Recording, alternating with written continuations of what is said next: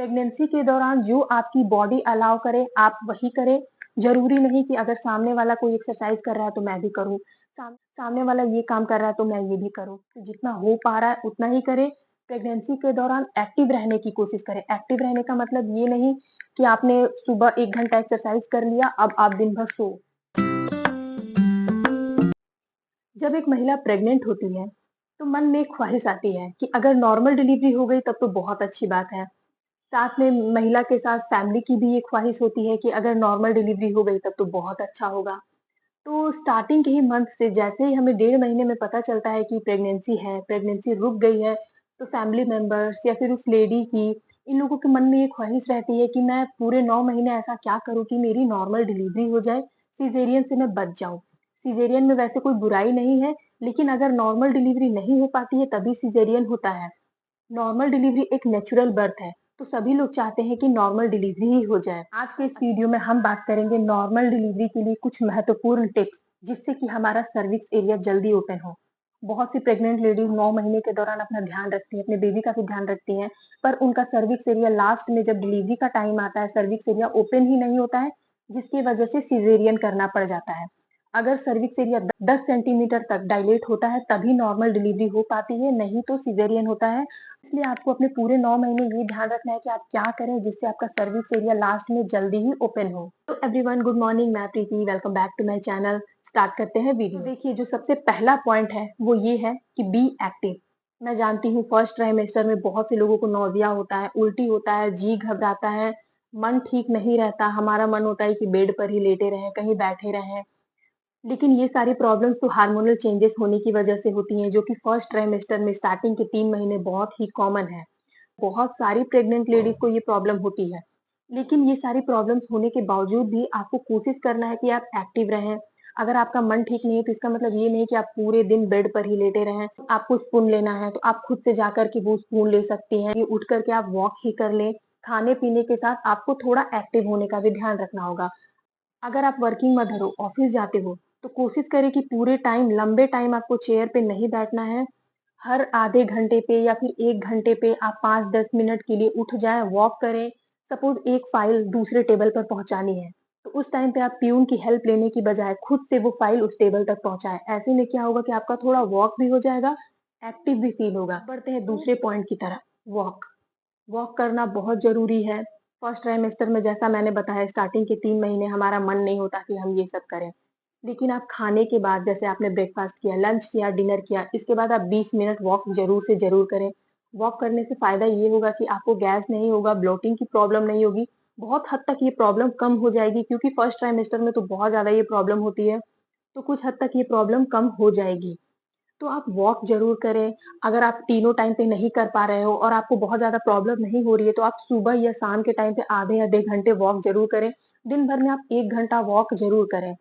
Fast करने की ज़रूरत नहीं है, आप स्लोली वॉक भी कर सकते हो। अब बढ़ते हैं तीसरे पॉइंट की तरफ, कैस्टर ऑयल।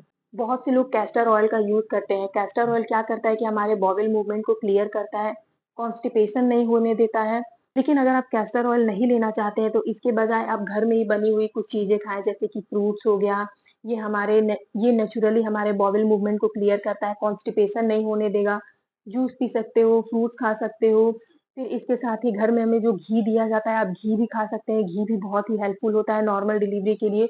हम में से बहुत से लोग आजकल मॉडर्न ज़माने में ये नहीं मानते, पर प्रेगनेंसी का जब लास्ट मंथ आता है, 8वें से ही तो आपके घर में जो भी बड़े-बुजुर्ग आपको एडवाइस देते हैं, आप उसे फ़ॉलो करें। घी के बजाय आप गर्म चीज़ें खाएँ, जैसे तिल का लड्डू या फिर जो भी आपको घर में प्रोवाइड किया जा रहा है। अभी बात करते हैं कि बॉवेल मूवमेंट को कैसे क्लियर करना है। आप इसके लिए दही खा सकते हो। अगर छाछ अवेलेबल हो आपके एरिया में तो आप छाछ पिएँ, ज़्यादा से ज़्यादा पानी पिएँ। बेसिक होता ये है कि अगर आप कॉन्स्टिपेशन नहीं होगा, आपका पेट क्लियर रहेगा, तो जो हमारा यूट्रस है उसको जगह मिलता है। बेबी को अच्छे से जगह मिलता है मूव करने का। अगर बेबी को अच्छे से जगह मिलेगा मूव करने का, तो बेबी का सिर जब नीचे जल्दी आएगा, तो बेबी का सिर नीचे आने की वजह से हमारा सर्विक्स एरिया ओपन होता है। तो इसमें भी ये नॉर्मल डिलीवरी के लिए हेल्प करता है। बहुत से लोगों का अगर स्टूल क्लियर ना हो, उनका पेट क्लियर नहीं होता है, तो जब आप हॉस्पिटल जाओगे तो डॉक्टर्स एनीमा के थ्रू आपका स्टूल क्लियर करते हैं। तो बेहतर होगा कि आप पहले से ही अपना ध्यान रखें। एनीमा में भी कोई प्रॉब्लम नहीं है, बहुत ही आसान सा प्रोसेस है। 2 से 3 मिनट के अंदर क्लियर हो जाता है, उसके बाद सर्विक्स एरिया अच्छे से ओपन होता है। अब बढ़ते हैं चौथे पॉइंट की तरफ, तो चौथे पॉइंट में मैं कुछ एक्सरसाइज़ेज़ बताने वाली हूँ, जैसे कि डक वॉक। आप डक वॉक कर सकते हो अपनी प्रेगनेंसी के दौरान, लेकिन आप जो भी एक्सरसाइज़ कर रहे हो या फिर योगा कर रहे हो, आप अपने डॉक्टर से बात करके तभी करें। हो सकता है आपकी प्रेगनेंसी में कोई कॉम्प्लिकेशन हो और योगा या फिर एक्सरसाइज़ आपको सूट ना करे, तो आप अपने डॉक्टर से बात करके तभी करें। तो आप डक वॉक कर सकते हो इस और जो दूसरी एक्सरसाइज़ है उसमें आप बटरफ्लाई एक्सरसाइज़ कर सकते हो। आपको दिन भर में 200 बार करना है। ज़रूरी नहीं है कि आप एक ही बार करें, इसे पार्ट में भी डिवाइड करके कर सकते हो, जैसे सुबह, दोपहर, थोड़ा शाम, रात ऐसे करके आप कर सकते हो। बटरफ्लाई एक्सरसाइज़ ज़रूर करें, ये भी बहुत हेल्प करता है। आप बॉल वाली एक्सरसाइज़ भी कर सकते हो, प्रेगनेंसी बॉल आती है, अगर आपके घर में अवेलेबल नहीं हो, तो आप किसी योगा क्लास में जाके कर सकते हो या फिर जिम में भी अवेलेबल होता है, वहाँ पर आप कर सकते हो। लेकिन आप जब ये बॉल वाली एक्सरसाइज़ करें तो किसी को पास रख के ही करें, कहीं ऐसा ना हो कि आपका बैलेंस बिगड़ जाए तो प्रॉब्लम आ सकती है। इसलिए जब भी आप बॉल वाली एक्सरसाइज़ करें, किसी को आस-पास रख के ही करें। इसके साथ ही आप स्क्वैटिंग भी कर सकते हो, स्क्वैटिंग दिन भर में आपको 50 टाइम्स करना है। धीरे-धीरे स्क्वैटिंग करनी है, बहुत ज़्यादा फास्ट नहीं करना है। ज़रूरी नहीं है कि आप पूरी तरह से इसमें पीछे की तरफ बैठो। हाफ स्क्वैटिंग भी आप कर सकते हो, ये भी बहुत ही हेल्पफुल होगा। सारी एक्सरसाइज़ेज़ आखिर हेल्प कैसे करती हैं नॉर्मल डिलीवरी के लिए? तो जो हमारा नीचे का पेल्विक एरिया होता है, उसके मसल्स को ये स्ट्रॉन्ग बनाता है, स्मूथ बनाता है, जिससे हमारा सर्विक्स एरिया ओपन होता है।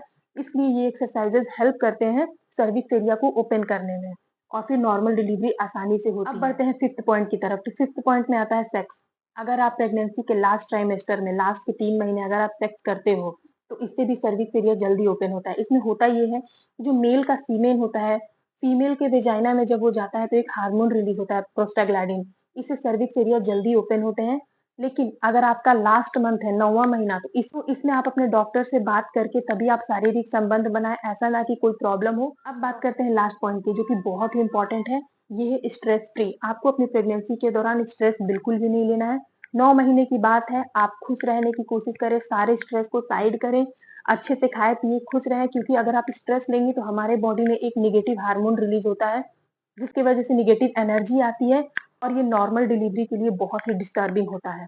तो आपको अपनी प्रेगनेंसी के दौरान हिम्मत रखनी होगी, आपको पॉज़िटिव रहना होगा। अगर आप पॉज़िटिव रहेंगे कि हाँ, मैं ये कर सकती हूँ, हाँ, मैं वो कर सकती हूँ, तो आपका नॉर्मल डिलीवरी ज़रूर से ज़रूर होगा, क्योंकि बहुत सी प्रेग्नेंट लेडीज़ नॉर्मल डिलीवरी से डरती हैं, उनसे ये पेन बियर नहीं होता है। तो आपको स्ट्रेस नहीं लेना है, खुश रहना है। तो मैं फिर से ये कहना चाहूँगी कि प्रेगनेंसी के दौरान जो आपकी बॉडी अलाउ करे, आप वही करें। ज़रूरी नहीं कि अगर सामने वाला कोई एक्सरसाइज़ कर रहा है, तो मैं भी करूँ, सामने वाला ये काम कर रहा है, तो मैं ये भी करूँ। ज़रूरी नहीं है, आप अपने डॉक्टर से बात करें, आपसे जितना हो पा रहा है, उतना ही करें। प्रेगनेंसी के दौरान एक्टिव रहने की कोशिश करें। एक्टिव रहने का मतलब ये नहीं कि आपने सुबह 1 घंटा एक्सरसाइज़ कर लिया, अब आप दिन भर सो। ऐसा नहीं करना है, आपको हर थोड़ी-थोड़ी देर पे उठना है, कुछ ना कुछ करते रहना है। तो दोस्तों, आज की इस वीडियो में बस इतना ही, मिलती हूँ मैं आपसे नेक्स्ट वीडियो में। अगर आपको मेरी वीडियो अच्छी लगी हो तो प्लीज़ मेरे चैनल को ज़रूर सब्सक्राइब कर लें एंड वीडियो को लाइक, कमेंट, शेयर भी करें।